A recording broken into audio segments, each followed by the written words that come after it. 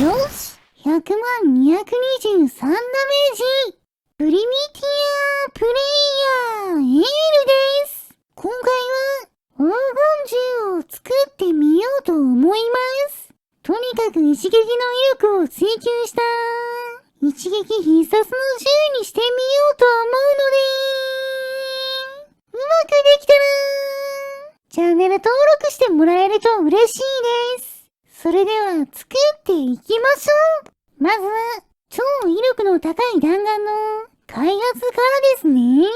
火薬で吹き飛ばす力を最大限発揮するために、オブジェクト防護距離を利用したものを重ねる技を使って、最小サイズの松ぼっくりを重ねたものを、2、4、8、16、32、64の6種類作りました。以前ガラスで同じようなものを作って、それぞれを同じ大きさのニトロセルロースの爆発で吹き飛ばして威力を確認しましたが、松ぼっくりだと結果は変わるんでしょうか。まずは基本の威力を確かめるために松ぼっくり一つから試してみましょう。松ぼっくりの前にタングステンの刃をつけて草を狙って発射してみると、4089ダメージ重ねた松ぼっくりにすればさらに威力がアップするんでしょうか。2つ重ねた松ぼっくりをつけて試してみると、あれ当たりませんね。貫通したみたいです。しょうがないので貫通しないように弾を当てる的を縦に長い草の塊に変更しましょう。防御力が変わるので再び松ぼっくり一つから試します。4100ダメージです。続いて松ぼっくり2個バージョンで試してみると、あれ4100ダメージなぜか変化なしです。ここで諦めず4個バージョンを試してみましょう。そうすると、16412ダメージ。今度はダメージが上昇しました。1個の時の4倍ですね。そしてさらに8個バージョンを試します。すると、32828ダメージ。さらに倍になりました。これは次にも期待できます。続いて16個バージョン。よし 65660ダメージ。まだまだ増えそうです。そして32個バージョンにすると、131323ダメージ。さらに倍です。2個から最大ダメージが上がらなかったガラスとは明らかに違いますね。続いて64個バージョン。よし262,649ダメージ。順調に倍増しています。でもこれ以上重なった松ぼっくりがないので、さらに追加で重ねた松ぼっくりを作って128個バージョンと256個バージョンも試してみましょう。まず128個バージョンを取り付けて発射してみると、貫通して当たりません。もっと当たりやすくなるように草の的の長さを3倍に延長してみました。この状態で発射してみると、おっとダメージはありませんが、奥の草だけに引火して近くにあった火薬が爆発しました。次は当たるかもしれないのでもう一度発射すると、あれ 65660ダメージ。威力が下がりました。16個バージョンの時と同じダメージです。念のためもう一度試してもダメージは同じでした。謎は残りますが、気にせず次の256個バージョンを試しましょう。こちらはさすがに数が多すぎてゲームの動作に影響が出ています。接着する操作が処理落ちしてしばらく固まりますし、FPS の方も13くらいとかなり動作が重くなっています。それでもそのまま発射してみると、すり抜けて当たりません。それから何度か試していると、よし !91万9274ダメージ。1個バージョンの時の224倍のダメージと、いい感じに威力が増加しました。これでもすごいダメージですが、あと少しで100万ダメージを超えられそうなので、もう少し工夫しましょう。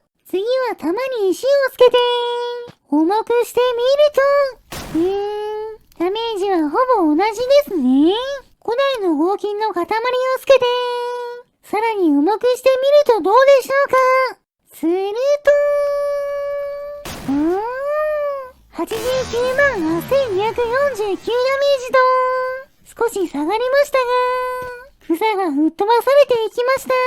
でも、欲しいのはダメージなので、他の方法を試しましょう。ニトロセルロースをもう少し大きくすることで、観測を速くして、ダメージを稼ぐ作戦ですね。こちらの大きさで、試してみると、おっと、その場にポトッと弾が落ちました。どうやら爆発のダメージで、松ぼっくりが壊れてしまったみたいです。もう少しニトロセルロースを小さくして、もう一度試してみると、あれ ?16万2772ダメージ。威力が下がりました。ちゃんと飛んでいるのに、不思議な現象ですね。でも、弾を重くすると、すり抜ける現象が減ることが分かったので、松ぼっくりより丈夫で重い古代の合金を重ねれば、さらに強くて当たりやすい弾が作れるんじゃないでしょうか。とりあえず、松ぼっくりと同じ方法で、ゲームが激しく処理落ちしなくて済む、128個重ねた古代の合金を作りました。こちらにタングステンの刃をつけて、後ろ側には、ニトロセルロースより爆発力がある火薬を取り付けました。これならもっとダメージが出るんじゃないでしょうか。早速試してみると、83万3866ダメージ。128個バージョンでこれなら、十分な威力です。さすがに256個には増やしたくなかったので、このまま火薬の大きさを少し大きくしてみましょう。こちらの 0.07 キロの火薬をつけて、試してみると、100万5251ダメージ。ついに100万ダメージを超えました。ここまで強ければ、一撃必殺の黄金銃の弾として合格ですね。今のままだと、発射後にタングステンの刃が壊れて、古代の合金が散らばってしまうので、間にガラスを挟むことで、散らばりを防止すると同時に、イエロースライムにも効くようにしましょう。こちらを発射すると、さっきと同じくらいの100万超えのダメージが出ました。ちゃんとガラスが古代の合金にくっついて、散らばりも防いでくれてますね。これで弾は完成です。ちなみに、大きな岩にこの火薬と古代の合金のセットをくっつけても、吹っ飛ばすことはできませんでした。素材や重ねる数、重さによって、うまくいくか変わるみたいです。それでは、この弾を使って、黄金銃を作っていきましょう。まずは、火薬の四隅と後ろを、プラスチックとスライムで囲むことで、反動を防ぐ処理を行います。この状態で、火をつけてみると、よし、ほとんど反応を受けずに、発射することができました。あとは発射の仕組みと外装ですね。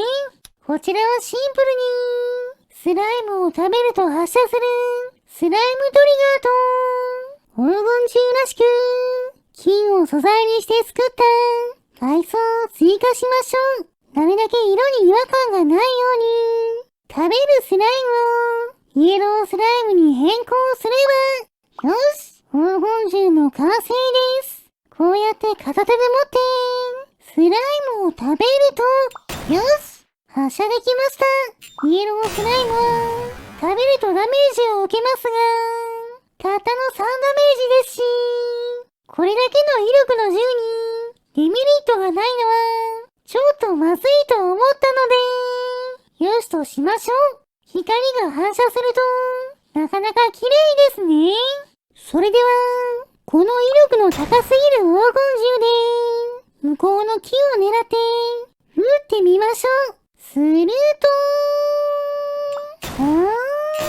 93万924ダメージ。離れていてもすごいダメージです。続いて、ドローン工場の壁を狙いましょう。壁が薄いせいか、超高速で飛ぶ球が、すり抜けているみたいです。それでも何度か発射していると、よし !100 万223ダメージ。角度が良かったのか。100万ダメージ超え達成です。次は風力発電機です。一発目は外しましたが、二発目で、100万589ダメージ。十分すぎるダメージです。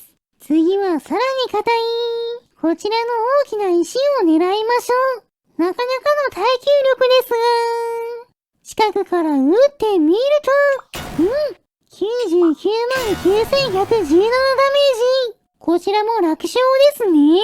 もっと硬いものを狙いたくなったので、古代の要塞の壁を離れたところから撃ってみましょう。すると、38万1098ダメージ。破壊しました。これだけ離れていても、十分なダメージが出てますね。